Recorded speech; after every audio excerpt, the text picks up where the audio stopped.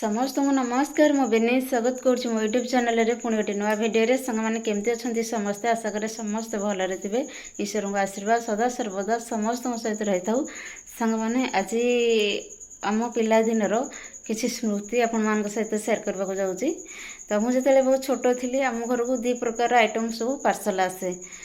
दी जन माने बापा बड़ापा आमर दी जन पूरा अपोजिट। बड़ापा आमर बाबाजी लोक से माने दाढ़ी दाढ़ी माने पूरा बड़ बड़ पूरा दाढ़ी चुट्टी लंबा लंबा मठ सहित लिंक बड़ापा घरे रुहति घर कार्यक्रम सब जिन था सब करती किंतु मठरे जो तांकर सब था किसी लोक सब बाबाजी माने दीक्षा नहीं जाइए तुळजा माड़ी हरिका पकाती बाबाजी मान सहित थाए मठरे जो सब बाबाजी था सहित लिंक थाए जावा आसवा थाए सेठी प्रायतः से खाई आसती। तो बापा किंतु आमर संपूर्ण अलगा उल्टा बापा आमर कंट्राक्ट करती गाँव में तो चाषबास करती ता सहित कंट्राक्ट करती जहाँ भी रोड काम आसला कूह काम आसला ट्यूबवेल काम स्कूल काम जहाँ भी सब आसे गाँव में से कम सब बहुत कम तो से आसे कंट्राक्ट कम तो से इनवल्व था जो सांगसाथी गोष्ठी तो सेठी अलग प्रकार सिस्टम सब कंट्राक्ट आपण मैंने जानते कौ भाया पैसा जमती आसे गवर्नमेंट रू खाना पीना भी से भाया हुए भोजी भात से टाइप हुए आठी पूरा आमिष उपर कथा मठरे पूरा साधा तो ये प्रकार जो हुए रोसे से बड़का बड़की मालटा जहाँ थाए दी जन जाक किंतु नहीं आसती बड़ापा नहीं आसती बापा भी नहीं आसती आउ दी जनकर फेरिया टाइम भी सेम थाए पाखापाखि से 11टा पर 11टा पूर्व सेमती क्वचित आसी सेमती ना किंतु 11टारू राति 1 भितर से आसवा समय से आम खाई पीकी समस्ते शोई पड़ी था किंतु सकाल को आरंभ हो जाइए बही खोला हे जे जहाँ आनी खिया हे आउ सांग मैंने से समय निरा थाए से जो खुशी आ बासी से खाइबार मजा ही अलग थाए जमती बासी पखाल सांग होकि समस्ते एकाठी खाइबा से जो पाग पानी टमाटो बैगण पोड़ा हो सुखुआ पड़ी आलू पोड़ा हो से मटर तरकारी से चप बरा आसी कि घरे भी आमर प्राय टाइम बरा छणा हुए जेहेतु आमर घरे बिरी माने प्रचुर परिमाण रे बिरी से आमर हुए बहुत बिरी हुए एमती मोर मन अच्छी से बड़ापा जड़े आमर मरीगले कालिया बड़ापा बोली देखा कला है ना भी कालिया तो सी तांकर आमर मिसिकी माने सामिल होगी बहुत गुड़े जमी आमर अच्छी से जमी गुड़ाक तो ये पूरा लक्ष लक्ष टଙ୍କା होगा रोड साइड सब जमी गुड़ा सब तो से बहुत बिल अच्छी आमर मिसिकी सी बड़ापा हरिका सब से माने 4 भाई आम बापा हरिका भी आमर बड़ापा बापा दादा आम सब हो 4 भाई तो तांको भागर आमर सब बिल था बहुत बिरी हुए धान हुए बिरी हुए बादाम भी हुए तो जो बिरी हुए आमर एकाठी सब बिरी गदा हो ओपड़ा होगी आसिकी बेंगला पड़ो जो बलदे सब से बुलती तापर सीना ट्राक्टर होगा से बलदे सब आम पिला बलद बुलिए बिरी सब अमल हम से बड़ापा निज हाथ में सब आंजुड़े तांकर जी छुआ जाइए आमर जी छुआ जाए आम समस्ते जो दिन बिरी बेंगला पड़ो गोटा पॉलिथिन नहीं पलैथु जो खोला बारी जो बिरी धान मुग सब आमर अमल हुए जो आमर खांटी ओडिया कहती आदाय हुए से बिरी माने बाईरे आदाय हो गचरू आदाय है से सब बंटा हो समस्त जो गौणी से गौणी रे सब मपा है जे जार नहीं आसे बस्तार किंतु बंटा हवा पूर्व जी आम जाइबू चंडी चामुंडा जो जो छोट छोट से ना सब समस्त गोटे घर जगह नहीं पॉलिथिन नहीं जाइबू तो से पॉलिथिन रे से बड़ापा कौन करते आंजुड़े सब समस्त जरी आंजुड़ा लेखा दे दिंती आम कौन घर को नहीं आसु कि आमको दे सारापर बड़ापा सब गौणी बांटीदेवे समस्त 4 भाई आमर आम बापा हरिका आमर 4 भाई तो बंटा हम सब जे जहाँ भाग नहीं घर को आसती तो आम कौन करूँ से जो बिरी आमको देते आम दुकान रे जो दंडीपल्ला दुकानी दंडीपल्ला देदू से चॉकलेट हो कुरकुरी हो कुरकुरी तो से नाला प्रायतः से चॉकलेट बिस्केट छोट छोट रसगोल्ला थाए बहुत भल लगे से सब दिन गुड़ा माने बे दुकान में जहाँ से सब नमकीन आइटम सब थाए से सब खिया हम तापर आम घर को आसबू सांग मैंने विश्वास करें से दिन आज नहीं किंतु से जो दिनर कथाड़ा सब घटना से जो दिन अनुभूति सब आज जिते मन पड़ू मनीष जो एका एका बसे से दिन गुड़ा सब तो आखि आगे आसे आपण मान सहित सेयार करने बाध्य होचे आउ से समय आसबनी कि से लोक आउ से पारी एपारी को आसबेनी किंतु तांको सहित बीतई से जो कथा से जो समय से जिनस आउ हबनी ए जीवन रे केवल यही मु कथा कहूँ आज मोर भी केतेबेले कौन समय चलीज से मु भी नथी सेटा नहीं तो सांग मैंने सी बड़ापा नहांती आज आम बड़ापा सी भी नहांती किंतु एमती जितेबले आम से समस्ते गोटे छात तले थाऊ तो एमती सब खाଇବା आम घर को आसे आ मेन करके बापा तो कंपलसरी मो पे नहीं आसती बापांकर सब माछ पकिया जो डालमाटा होता है सेटा सबुठ बेस्ट थाए माछ पक डालमा हो माछ सब छेचिकी लास्ट रे बघारी देते सी चुना माछ तो सेटा सब आ मटन भी जिते हुए फेस्ट हो से खाई आर जे भी सांगसाथी सब से मैंने भी कहते नाई नहीं जा टे तापर मु बड़ है पर भी सेते भी से मैंने दियंती बापा भी नहीं आसती कहीं बड़ है जितेबले मु बाबा जाती कौन सी ये कि से मैंने आसती आम घर को चा पानी भल मंद सब जिनस मुझे घरे बनईकी दिए आ गोटे कथा कह सांग मैंने अतिथि मानकु सम्मान देवा तांको सेवा करिबा आम परिवार रे मु एटा गर्व करिकी कहूनी लोक माने अछंती मु कहूनी जे हमर बफे आइटम हुए कि 50टा प्रकार आइटम हुए कि कोटी कोटी टंका खर्च हुए सेटा नुहे कथा होची लोक मानक भितरे टिके टिके जो खुशी भल पाइबा से जिनछटा जो पाइबार तरीकाटा अल्प जिनस कि अल्प रेंज भितर समस्त गोटे गोटे भल पाइबा गोटे खुशी पाइबा समस्त को आग्रहर सहित सम्मानर सहित किछि परसिबा से जो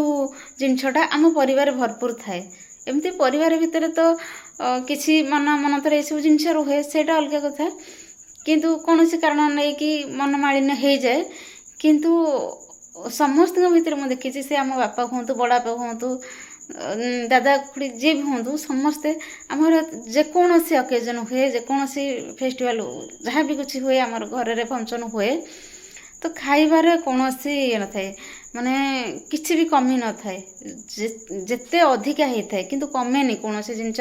एटा सर्टेज होगला कि सेटा सर्टेज होगला किसी लोक था किसी परिवार कहार आज यहाँ हेल्ले काली